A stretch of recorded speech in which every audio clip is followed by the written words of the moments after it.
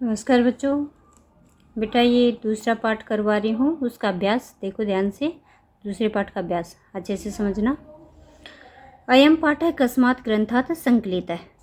अयम यह पाठ है, पाठ कस्मात् किस, ग्रंथात् ग्रंथ से, संकलित है लिया गया है। तो अयम पाठ है, कस्मात् के स्थान पे क्या लिखोगे? रामायणात्, रामायण से। ये हमारा जो दूसरा पाठ है ये किस में से ले रखा है, कौन से ग्रंथ में से ले रखा है? रामायण से ले रखा है। तो यहाँ क्या लिखोगे? अकस्मात के स्थान पे लिखोगे रामायणात् ग्रंथात् संकलित है। वसंते समन्ततः गिरि शिखराणि कीदृशानि भवन्ति। वसंते वसंत ऋतु में समन्ततः चारों ओर गिरि शिखराणि पर्वतों की जो चोटियाँ हैं वो कीदृशानि भवन्ति कैसी होती हैं। कीदृशानि भवन्ति कैसी होती हैं। तो लिखोगे वसंते समन्ततः गिरि शिखराणि। यहाँ इसकी कीदृशानि के स्थान पे क्या लिखोगे? पुष्प भार समृद्धानि। क्या लिखोगे बेटा? पुष्प भार समृद्धानि। पुष्प फूलों के भार से, समृद्धानि समृद्ध लथपथ। पुष्पिताग्राभि, पुष्पी फूलों के अग्रभाग से, लता भी लताएं, उपगूढ़ानी ढकी हुई, भवंती होती हैं। कि भाई जो पेड़ों की क्या लिखोगे? गिरि शिखराणि जो पुष्प भार समृद्धानी, पुष्पित फूलों के और फूलों के अग्रभाग से ढकी हुई लताओं को जो है देखते हैं हम। क्योंकि वसंत ऋतु में देखते हैं कि भाई सारे चारों तरफ जो है हरियाली छा जाती है, नए नए फूल निकल आते हैं। फूल आने से पहले जो एक अग्रभाग जो बोलते हैं जिसको बगरसा होता है वो आ जाता है। तो ये बताया कि वसंते समन्ततः गिरि शिखराणि पुष्पभार समृद्धानि पुष्पिताग्राभि लताभिश्च उपगूढ़ानि भवन्ति। मारुतः कीदृशै कुसुमै क्रीडन्युः अवलोक्यते। मारुतः हवा कीदृशै किस प्रकार के, कुसुमई फूलों से, क्रीडन्युः खेलता हुआ सा, अवलोक्यते दिखाई देता है। किस प्रकार के फूलों से खिलता हुआ दिखाई देता है? तो मारुत हवा पतितै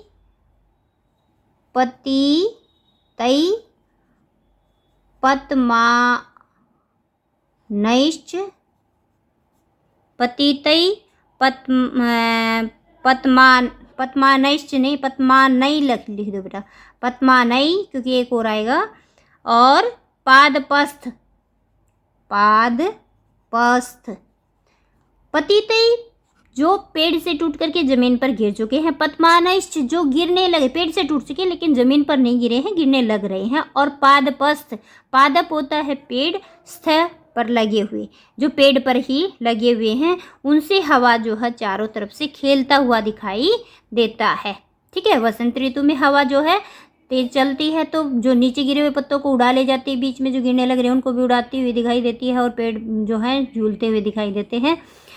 तो प्रकीर्णाम्बुधरम नभः कथम विभाति। प्रकीर्ण होता है फैले हुए, अम्बुधरम बादल, नभ आकाश में, कथम कैसे, विभाति सुशोभित होते हैं।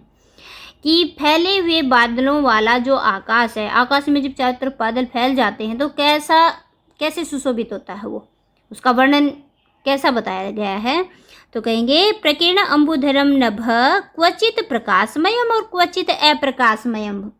कि कहीं कहीं पर तो प्रकाश दिखाई देता है, जब आकाश में बादल छा जाते हैं तो उस टाइम पर क्या होता है, कहीं पर तो प्रकाश होता है और कहीं पर जो है अंधकार हो जाता है।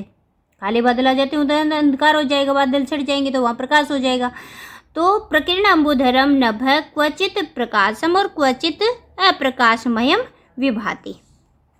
कस्य अति भारम समुद्र वहंत वारिधरा प्रयान्ति। किसके अति भारम अत्यधिक बोझ को समुद्र वहन करते हुए, ढोते हुए, वारिधरा बादल प्रयान्ति जा रहे हैं।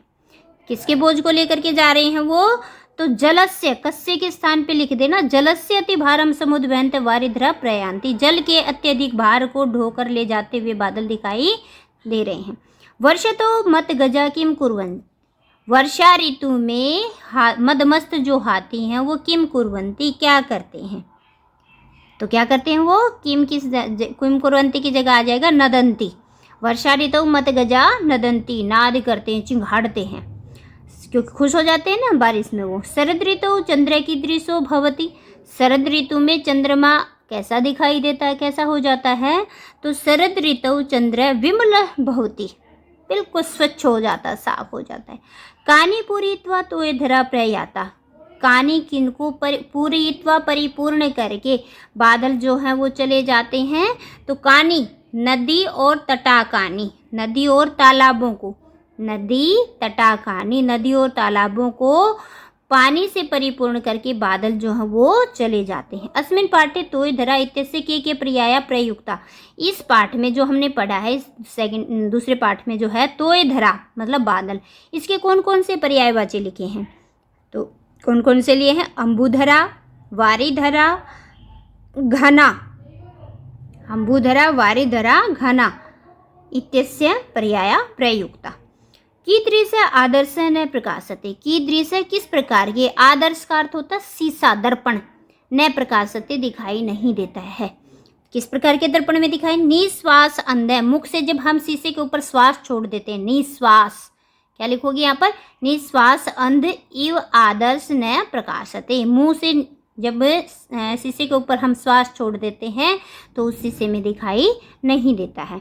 शिशिर ऋतु सरित कई भांति, शिशिर ऋतु में जो नदियां हैं वो किस प्रकार से सुशोभित होती हैं, तो शिशिर ऋतु सरित तीरई भांति, किनारे से सुशोभित होती हैं, किनारे पर जो हो घास होती है उसके ऊपर जो है वो जो पानी की कणें हैं, बूंदे हैं, बर्फ़ है वो ढक जाती है और अलग ही किनारे दिखाई देते हैं। चलो बेटा दूसरा देखो, रिक्त स्थानानि पूरयत, रिक्त स्थानों को पूर्ण करो। समन्ततः डैश शिखराणि सन्ति, समन्ततः पुष्पभार समृद्धानि, पुष्पभार फूलों के बोझ से ढके हुए शिखर चोटियां सन्ति होती हैं। ठीक है, तो यहाँ क्या लिखोगे, पुष्पभार समृद्धानि, पुष्पभार समृद्धानि। नभ विभाति, नभ विभाति, प्रकीर्ण अंबुधरम, क्या आएगा इसमें, प्रकीर्ण, प्रकीर्णा अंबुधरम, या अलग अलग लिख लो, प्रकीर्ण अंबुधरम विभाति, फैले हुए बादलों वाला सुशोभित होता है। वारिधरा महीधराणाम श्रृंगेषु प्रयान्ति, वारिधरा महीधराणाम श्रृंगेषु विश्रम्य, विश्रम्य पुनः प्रयान्ति, विश्रम्य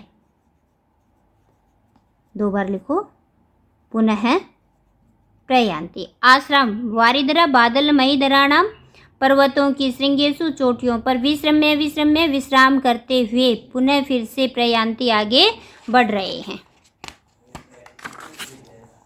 तोय धरा प्रयाता, तोय धरा प्रयाता, तोय धरा नभ त्यक्त्वा, तोय धरा बादल नभ त्यक्त्वा आकाश को छोड़ करके प्रयाता चले गए हैं।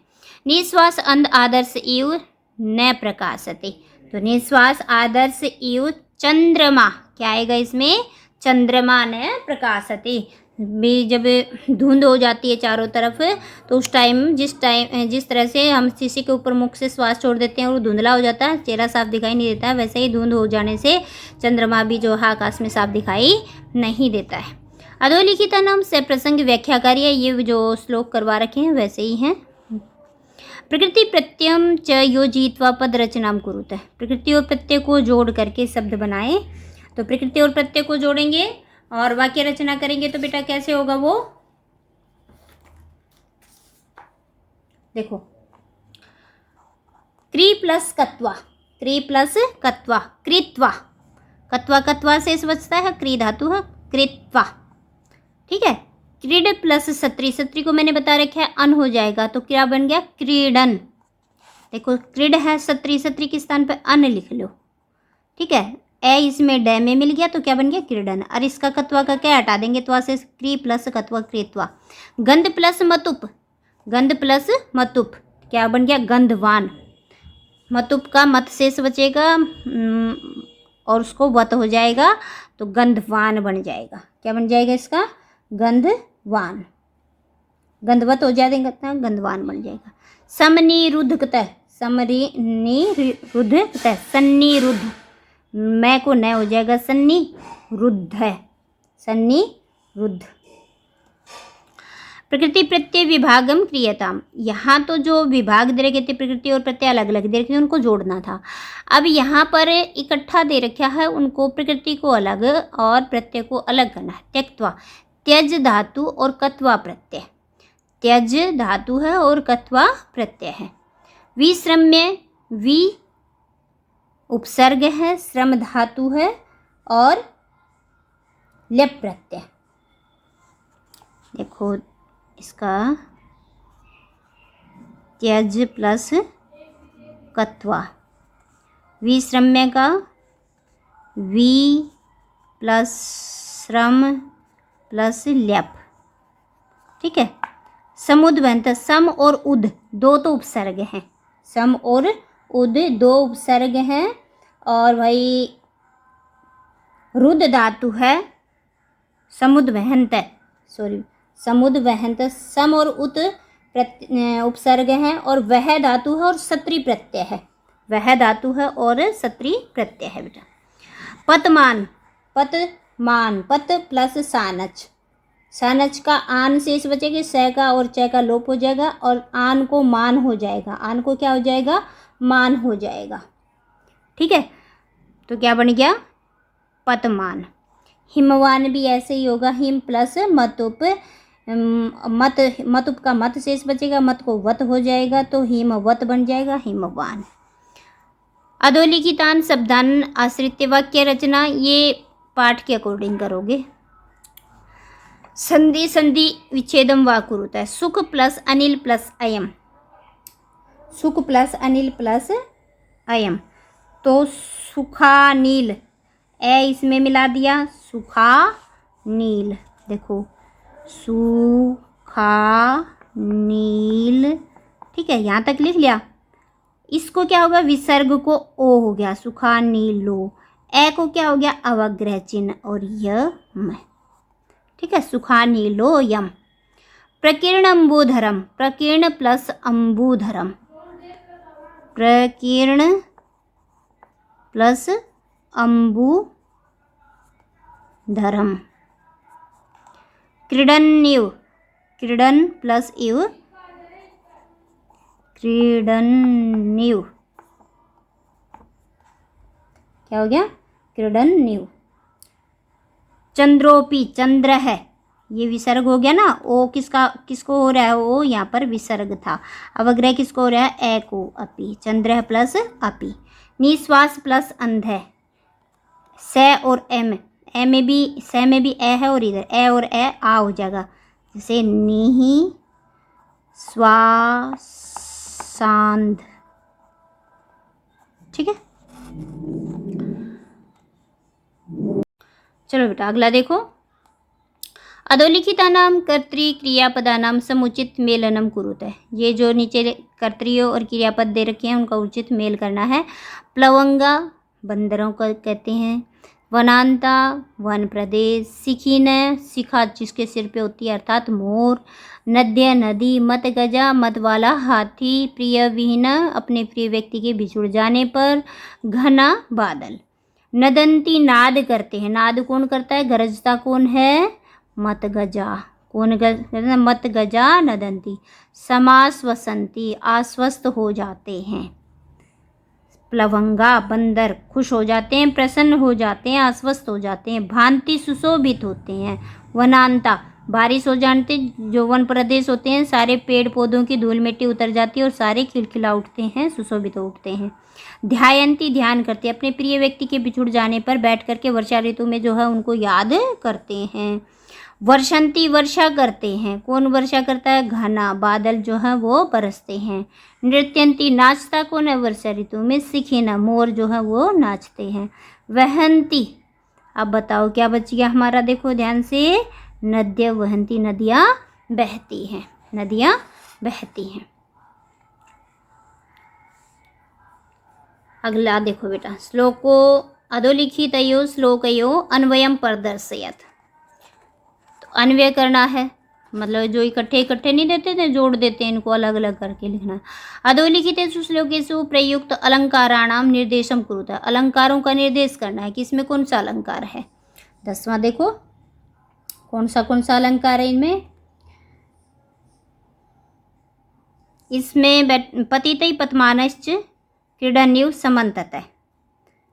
पतितै पतमानश्च प प प त त त। ठीक है, आदि व्यंजन वर्णों की आवृत्ति होने से तो अनुप्रास है। तो यहाँ पर क्या लिखोगे, अनुप्रास अलंकार। वहंती वर्षंती नदंती भांति ध्यानती नृत्यंती समास वसंती। तो ये क्या बार बार वही वर्णों की आवृत्ति हो रही है बार बार। ठीक है, तो यहाँ भी कौन सा अलंकार है, अनुप्रास। रवि संक्रांत सौभाग्य तुषारारुण मंडल चंद्रमायुं प्रकाशते। तो ये इसमें कौन सा अलंकार है, र से आदि वर्णों की आवृत्ति होने से तो अनुप्रास है। कोहरे के कारण कम प्रकाश वाले चंद्रमा की तुलना निश्वास वायु से मलिन दर्पण से की गई है।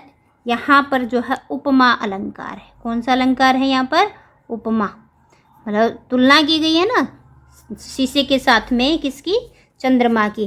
भाई कोहरे के कारण जो चंद्रमा दिखाई नहीं देता है, तो यहाँ पर कौन सा अलंकार है, उपमा अलंकार है। अधोलिखित श्लोकेषु छंदो निर्देशय कार्य। भाई छंद बताओ, कौन सा छंद। क्वचित प्रकाशम शांत महाअर्णवस्य। तो इसमें कौन सा है, उपजाति। उपजाति में पहला और तीसरा, दूसरा और चौथा चरणों में वर्णों की संख्या समान होती है। हंसो यथा तथा अम्बरस्त। इसमें कौन सा छंद है, इसमें इंद्र वज्रा है। कौन सा छंद है, इंद्र वज्रा।